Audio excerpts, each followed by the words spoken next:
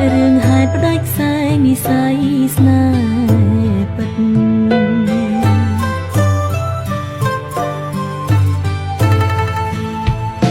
ធ្លាប់ស្រមៃផ្សងកេងកាយខ្នើយមួយរួមបងហើយឆ្លងវិលវត្តសង្សាររួមគ្នាតែក្រុមយ៉ាងបងខំអើយអូនពលពីលីចិនសែនវេទនាខំមាត់ក្រាបពឹមនឹងប្រផ្សេជាតិនេះបេះដូងមានកម្មចងជួមដោយតឹងភ្នែករាល់ថ្ងៃនឹកបងតែកាយក្បែរប្តីមានជាថ្មីអូនសូមធ្វើជាប្រពន្ធបង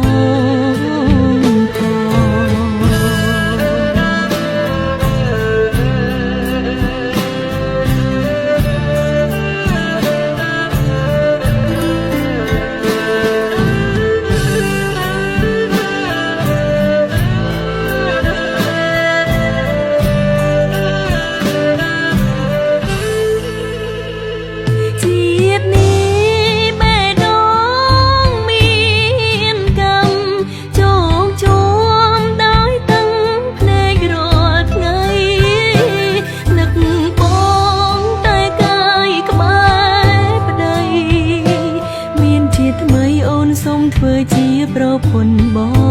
ងផង